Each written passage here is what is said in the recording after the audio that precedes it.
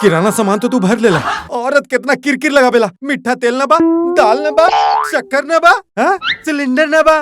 आज महीना भर के किराया फेंक के मारब ओकर मुंह पर। तब देखब का किरकिर करी। अब आजू बाजू बोले में ओकरा न बनी। जे बात बा हमरा से करी उ। हाँ, जानी नाम बा हमार। हाँ। का भैया कहाँ जाता रहा? ये बड़का थैला लेके। थैला में किराना सामान भर के ले अरे जाता। तू मेहरारू बड़ा का मेहरारू मतिन काम करत बड़ा। ए चुप रह, हमरा मेहरारू अरे मत बोला। चला हम देखनी तोरा के तू होटल के काम छोड़ के झाड़ू मारता रहा, बर्तन धोता रहा। अरे ये सब काम छोड़ दा। तू एकर ओकर घर में घुस के देखत अरे ये तो काम बा हमार। यही काम बा ये तो तोरा काम बा। अरे काका करबा तू मेहरारू मतिन। पूरा मोहल्ला तोरा के मेहरारू बोलता। ए चला हटा ना। अरे तू ये सब काम मेहरारू मतिन काम करता रहा। ए निकल जा। चला निकला, चला निकला यहाँ से। चला। ले ले ले। हमार दोस्त लोग मेहरारू बोले लगा हमरा के। मेहरारू।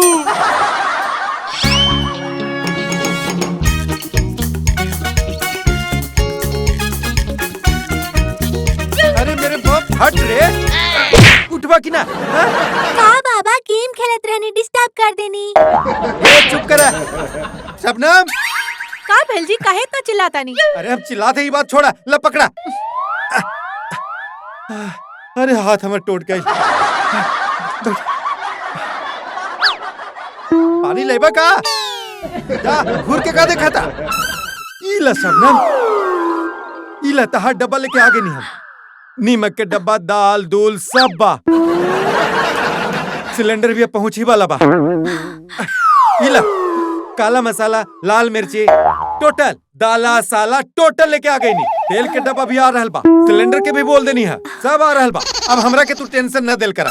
हम महीना भर के किराना लेके आ गई नी। देख मसूर के दाल, चना के दाल, काली दाल, तुअर के दाल और का बोलल जाला चावल। चावल भी बासमती लेके आई नी है।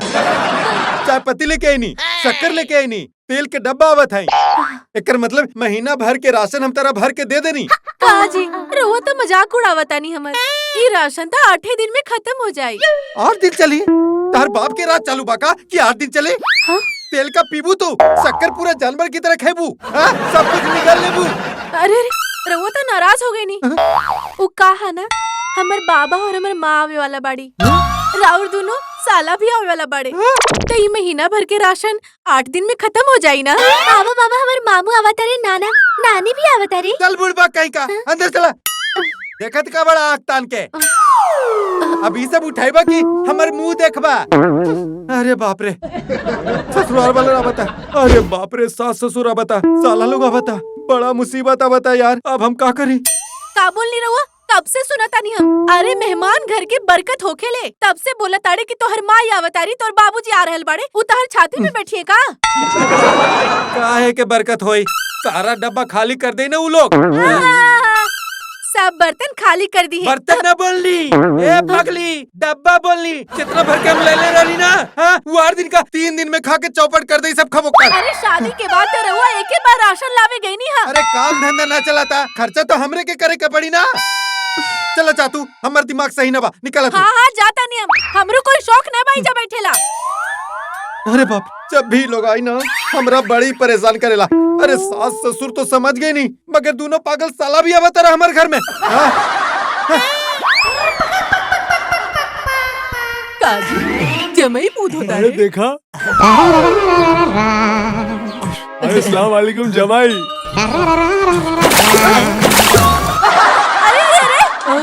काजी कुल्ली करेला हमर माई मिलल रहली का रे हुआ के? हमरा ही मलमल के ओढ़नी त्योहार में मिलल रहे। ओकरे ऊपर तू कच्ची कली से पिचकारी मार देला। रात भर के कसाला होई तो हर मुंह के। आने तो का पूरा ओढ़नी गंदा कर देला तू। हमका कहता नहीं सुने तर का? 10 लीटर दूध लाके दा 10 लीटर ओकरा से नहाए तब जाके तोहर मुंह के उ कसाला बना ऊ निकली हाँ की ना। अच्छा है ना? अच्छा है माँ। हाय जमाई के काम नहीं के इतना गंदा पानी फेंकला खाना। आते ही 10 लीटर के हमरा फटका दे देली सासू माँ। अरे बाप रे।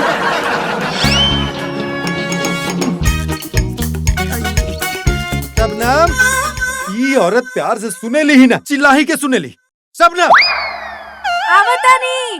हाँ, अब आवाज कड़क निकला था। काजी आगे नहीं रुआ। हाँ गई नहीं ना हम खाना भी ना खिलेबू।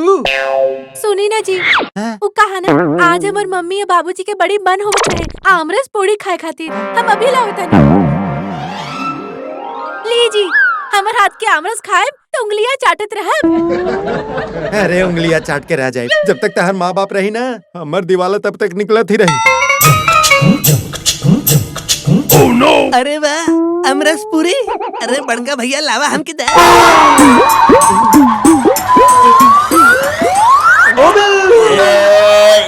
बड़का भैया ई प्लेटवा तू धो दे का हम आवत नहीं तेरा खेल के।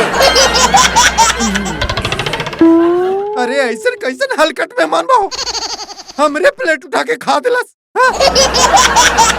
काजी बड़ी मजा के डकार लेता नहीं रवा। हम कहले रहनी ना हमार हाथ के अमरस खाए तो उंगलियां चाटत रहब। अरे पगली डकार हम ना नहीं डकार तहर भाई लेला जबरदस्ती उठा के खा लेला और हमरा बोलस की धो के रख दी साफ करके रख दी। सरवा बुरी कत के कहीं के हमार भाई के बुरा भला बोला तारा तू। अरे हमर बस चली ना जमीन में गाड़ दे और ऊपर से मट्टी डाल दे। मिट्टी डाल दे हमार परिवार पर। अरे हमार परिवार का बोझ लगाते रहो के इतना हमार परिवार के कोसे रहल बानी राउर परिवार के हमका कोसे निका।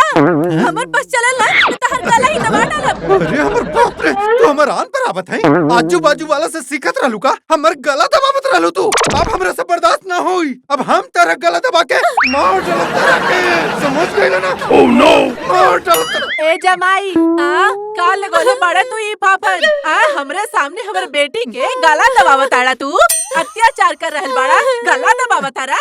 अरे अगर सरका तो जरिए ने अरे हम न रहबी घर में तो तू तो एकरा तेल डाल के जला दे बा। एक बात कान खोल के सुन ला का दे तानी तोरा हम अगर हमर बेटी के हाथ भी लगैला ना सीधा 408 के केस ठोक दे हम तोरा ऊपर समझ गेला। सासू माँ 408 के हमरा धमकी ना दी अपन बेटी के समझावी अपन आदमी के गला दबावत रहले ऊ। चिल्ला के बात मत करा न तो ले जाके पुलिस स्टेशन में जमा करा दे हम तोरा के बेटी के ले जाके केस कर दे हम। अरे पुलिस स्टेशन के धमकी देता रही तू तहरा अपन औलाद के समझावे के चाहिए वो हमर गला दबावत रहे। हाँ ये कोई तरीका बा का। हाँ जमाई बाबू का हो गए काहे चिल्लावत रहा। ससुर जी माँ जी के समझावी। हाँ इज्जत करत बानी तो हर माँ जी हम। अरे बेगम समझा करा अजी ना छोड़ब हम एकरा के। अरे सुना हम का कहते अभी हम लोगन के यहाँ और कुछ दिन गुजारे के पड़ी। जमाई बाबू वो गुस्सा थूक दा और थोड़ा शांत हो जा और जरा जाके आराम कराना हो। अरे जमाई उक्का बाना हमरा शुगर बाना प्रेशर से निकल जाला गुस्सा गुस्सा में काहे रुआ टेंशन लेता नी। अरे हमर बड़ी अच्छा जमाई बाड़े काहे कि तू हूँ बेटी सतावेलू तू इनकरा हाँ के। शुगर बा पूरा मुर्गा बनावतिया आमरस खातिया पूरा हमर डब्बा खाली करतिया कहीं तरह शुगर न रहे ये कौन सा तरीका बा। तो हनी दोनों हमर सास ससुर रहलू ना तहनी के तो अपन जमाई की इज्जत करे के चाहिए। हो गेल गलती गुस्सा गर्मी में हो जाला तू हमर बेटी के मारत रहला तो हमरा रहल न गइल तो हम कह देनी जायदा जमाई तू बहुत अच्छा बाड़ा सही कहनी ना जी। एकदम ठीक जमाई बाबू जा जा जा, सुता जा। जा। अरे तू हो तो अरे बेटी समझावा एक के तू हैं। हमर बेटी का गाला दबावत रहे हो। अरे हम तो हर गला दबा दे और कुछ दिन यहाँ निकाला चुपचाप शांति से। हैं?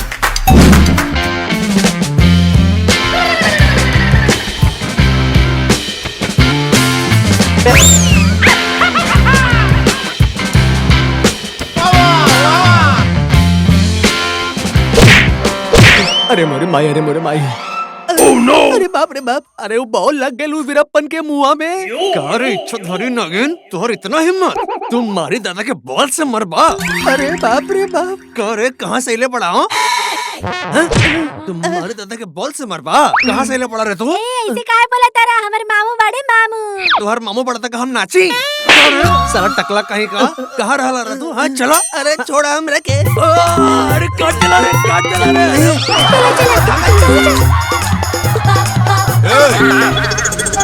तारे ऐसे कैसे हमर बच्चा के दौड़ा तारा।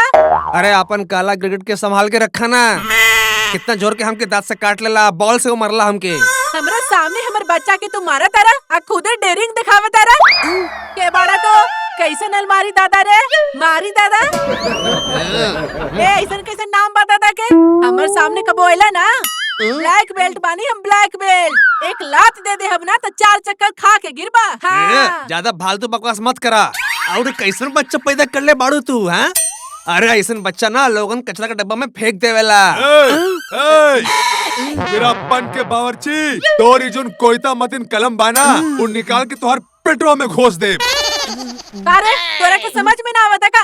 ई काहे खिलाता हम तोरा के? अरे बाप रे बाप, ये खानदान में सब कैसन लोग बाड़े। जाइबा की ना जाइबा की जनाजा निकली तोरा जैसे डरपोक। हाँ हमर बच्चा के मारत रहे, डर के भाग गइल। जा बेटा खेला अंदर।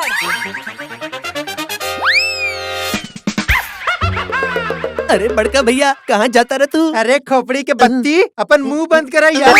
हम खाना खाने जाते हैं दावत में। अरे बहुत दिना से ना हम शादी के खाना न खैले बड़ी। हम आई का तोहरा संगे। अरे खाओ गुल्ला, जब देखा तब खाना करत रहे। अरे पगला हम काम पर जाते हैं, हमरा भी साथे ले चल। ए जमाई जी। हाँ सासू माँ हम का बोली। कहता नहीं? बोली सासू माँ। का चक्कर दिखाता नहीं? कहाँ जाता नहीं? एकदम गोविंदा दिखाता ना तू। का बात करत रहे सासू माँ? हाँ पूरा घर में तू ही एगो समझदार बाड़ू सासू माँ। हाँ जे हमारी इज्जत करतिया। हम का कहत रही?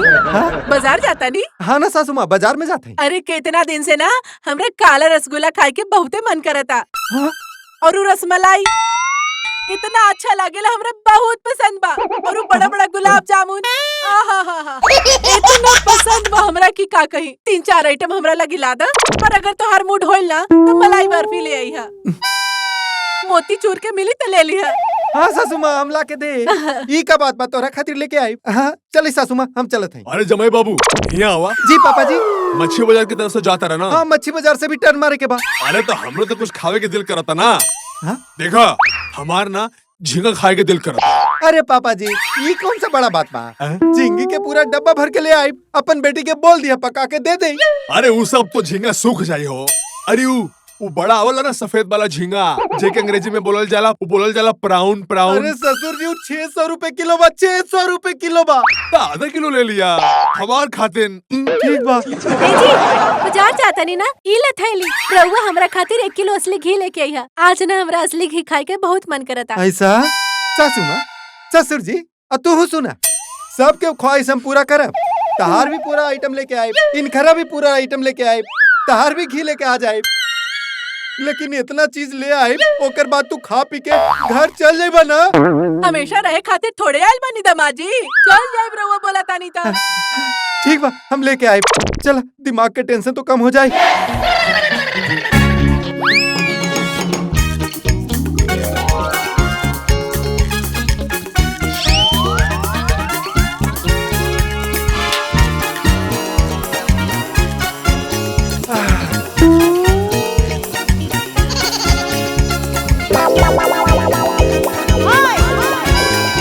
अरे ये लोग इतना उदास मुंह लेके बैठल बड़े का भेल रे?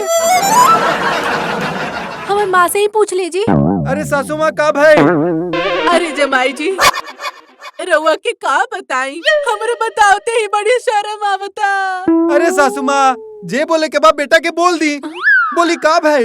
अरे तोहर मामू हमरा घर के ऊपर बैंक से लोन ले रहले। हमर घर के ऊपर वो घर पर जब्ती आ गई। अब कुछ दिन खातिर हमरा रउए घर पे रह के पड़ी।